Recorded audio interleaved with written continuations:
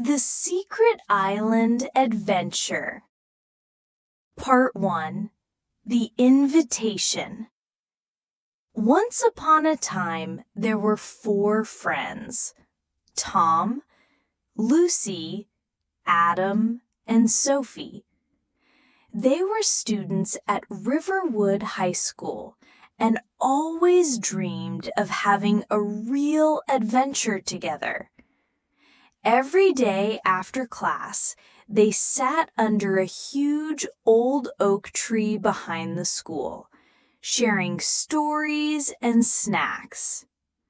One sunny afternoon, Tom arrived later than usual, carrying an old envelope in his backpack. He looked excited as he sat down next to his friends. Tom: "Hey guys, you won't believe what I found in my grandfather's attic." Lucy: "What is it? Show us." Tom carefully opened the dusty envelope and pulled out a large yellowed map. The paper was so old that it almost tore in the wind. The title on top read, "The Secret Island." Adam: "No way! Is this real?" Sophie: "It looks real. Look at those drawings." Tom explained that his grandfather had once been a sailor. When Tom was little, his grandfather used to tell him bedtime stories about pirates hiding treasure on an island near Pine Bay. Tom always thought it was just a story, until now. Lucy's eyes widened. "Are you saying we can actually look for it?" Adam laughed nervously. "Come on, we can't just sail away to a secret island." Tom grinned. "Why not?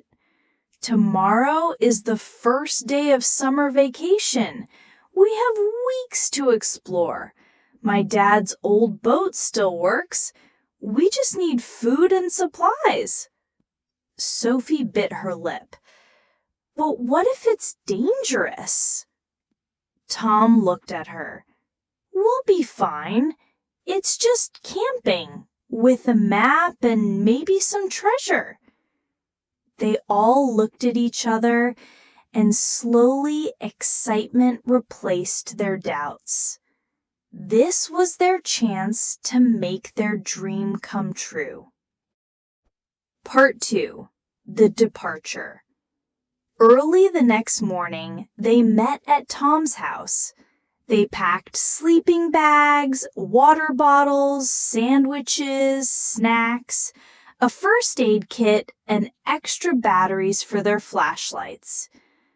Tom's loyal dog, Max, barked excitedly as they loaded everything into the boat. Tom's mother stood at the door with her arms crossed. "Where are you kids going with all that?" Tom smiled innocently. "Just camping near Pine Bay, Mom. We'll be back tomorrow." His mother gave him a worried look, but finally smiled. "All right. Take these sandwiches and cookies. And Tom, be careful." Tom nodded and gave his mom a quick hug. "Promise!" The 4 friends and Max pushed the boat into the water. The sun was shining, the wind was gentle, and the sea was calm. The boat glided smoothly as they sailed away from the dock, laughing and pointing at passing seagulls. Lucy unfolded the map and studied it carefully. "We need to find 3 big rocks that look like a triangle. The island is behind them." After about an hour, Adam suddenly pointed ahead. "Look! Over there!" Through the salty sea breeze, they saw 3 giant rocks rising from the water like ancient guards. Behind the rocks, the silhouette of an island appeared, covered in green trees with a small beach. Sophie gasped, "It's real! It's really real!" They pulled the boat onto the soft sand. Max jumped out first, barking and running in circles. The 4 friends stood side by side, staring at the secret island they had only heard about in stories. Part 3. Into the Forest. They dragged the boat under some bushes to hide it, just in case. Then they picked up their bags and began walking into the thick trees. Sunlight danced through the leaves, birds sang above them, and colorful flowers lined the narrow paths. After a while, they found an old wooden sign nailed to a tree. It was half rotten, but still readable. It read, "Keep out." Adam, "Should we turn back?" Tom grinned. "Of course not. Signs like this always mean something interesting." Lucy rolled her eyes, but smiled. They pushed deeper into the forest until they reached a small waterfall. The water was clear and cold, splashing onto mossy rocks. Sophie noticed something behind the waterfall. "Wait, is that a cave?" Tom carefully stepped on wet stones to peek inside. He shined his flashlight into the darkness. Strange drawings covered the walls. Ships with pirate flags, maps, and treasure chests. Suddenly, Max barked and sniffed the ground near a big rock in the corner. "Tom, what is it, boy?" He and Adam moved the rock aside. Underneath, they found a small wooden box sealed with an old metal latch. Tom slowly opened it. Inside lay a piece of parchment and a rusty key. Lucy held the paper and read out loud, "To find the treasure, follow the sun where it sets. Find the old tree that guards the secret." Adam frowned. "What old tree? This island is full of trees." Tom laughed. "We'll find it. This is just the beginning." Part 4. First Night. As the sun began to set, they decided to camp near the waterfall. They collected dry sticks and made a small fire.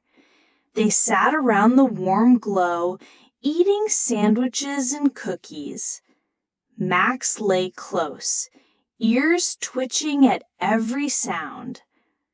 They shared stories, laughed about how crazy this plan was, and made guesses about what they might find. When darkness surrounded the forest, the fire crackled softly. Suddenly, they heard a faint rustling in the bushes. "Sophie, did you hear that?" They all froze. Max stood up and growled. Tom whispered, "Probably just an animal," but in his heart, he wasn't so sure. They listened carefully. The sound faded, but they couldn't shake the feeling that someone was nearby. They wrapped themselves in blankets and lay close together. Tom stayed awake longer than the others, staring into the dark trees. Part 5. Shadows. In the middle of the night, Tom heard soft voices. He opened his eyes and saw Lucy sitting up too. Tom, you hear it too? Lucy nodded. They woke Adam and Sophie. Max growled again, nose pointed at the cave entrance. The voices were coming from the direction of the cave.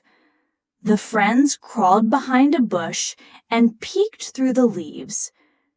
2 men dressed in dark clothes were inside the cave. One held a lantern, shining it over the drawings. Man 1, whispering, "The kids found the first clue. They must have the key." Man 2, "We'll follow them at sunrise. We can't let them take it." Adam's eyes widened. He whispered, "They're after the treasure too." Tom whispered back, "We need a plan." Part 6. Escape and Hiding. Back at the camp, they quickly buried the key and map under a big rock. Then they packed their bags. Sophie, what do we do now? Tom, we need to find the old tree first, before they catch us. As dawn broke, they quietly left the campsite. They moved through the trees, careful not to leave footprints. Max ran ahead, sniffing for any danger. They climbed a hill and looked west, where the sun would set later. Somewhere in that direction was the old tree. Hours passed. The forest grew thicker. They crossed streams, climbed over fallen logs, and hid when they heard footsteps behind them. At one point, they heard voices shouting in the distance. Lucy, "They're close! We have to keep moving!" Tom held her hand to calm her. Max barked, then ran ahead. Part 7. The Ancient Tree. By afternoon, they stumbled into a clearing. In the middle stood an enormous tree, its trunk wide enough for 3 people to hug it. Old symbols were carved into the bark, partly covered in moss. Adam gasped, "It has to be this tree!" Tom dug near the roots. Max barked excitedly. Soon they found a small stone door under the roots. The rusty key fit perfectly. It turned with a loud click. Inside was a hidden chamber. In the dim light, they saw a wooden chest covered in cobwebs. Tom knelt and slowly opened it. Gold coins, silver necklaces, and colorful gems glittered inside. Lucy whispered, "It's real! We found it!" But suddenly, footsteps and angry voices echoed through the trees. "Sophie, they're here!" Part 8. Confrontation. The 2 men appeared, their faces full of greed. Man 1, "Give us the chest, now!" Tom stepped forward, trying to block the chest. Tom, "We found it! It's not yours!" Man 2, "It's not yours either!" Lucy whispered, "What do we do?" Max barked and jumped in front of Tom, teeth bared. One of the men stepped closer. Tom grabbed a stick, ready to defend his friends. Suddenly, Adam shouted, "Run!" Lucy grabbed a handful of coins and stuffed them into her backpack. The friends grabbed what they could and sprinted into the trees, Max barking fiercely to keep the men away. Part 9. The Chase. They ran as fast as they could through the forest. Branches scratched their arms and legs, but they didn't stop. The men crashed through the bushes behind them, shouting threats. At one point, Sophie tripped and fell. "Sophie, my ankle." Tom and Adam pulled her up and half carried her. They could hear the waves in the distance. The beach was close. Part 10. Escape. They burst out of the forest onto the sandy beach. Their boat was still hidden where they left it. Lucy looked back. "They're coming!" Tom, Adam, and Lucy pushed the boat into the water while Sophie climbed in, holding her ankle. Max jumped in last. The men ran onto the beach just as the boat drifted away. One threw a rock that splashed into the water near them. They paddled hard, hearts pounding. When they were far enough, they looked back at the shrinking island.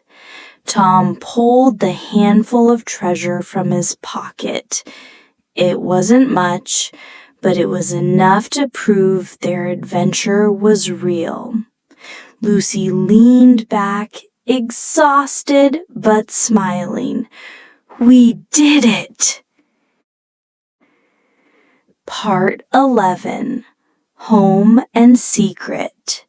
They sailed back to Pine Bay as the sun set. Tom's mother was waiting on the dock, worried but relieved to see them safe. They promised to keep the story secret. Only their families would know. They hid the coins and gems in a small box under Tom's grandfather's attic, just like it had started. Every time they met under the old oak tree, they looked at each other and smiled. They knew that somewhere out there, a secret island was still hiding more mysteries, and that one day, maybe they would return. The end. And the adventure lives on.